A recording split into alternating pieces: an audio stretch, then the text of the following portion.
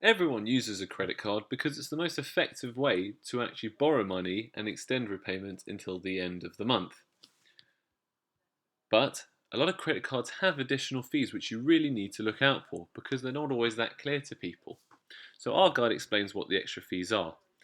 This includes an overdraft. Whilst you may have an overdraft, there is always the cost of using it, especially if it's an unauthorised overdraft, because just borrowing extra money can be as much as an extra £100 for every extra £100 that you borrow. If you miss repayments, there may be late fees that apply.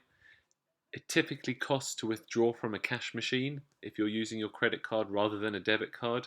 If you're doing it abroad, you're also probably going to get stung by the currency as well.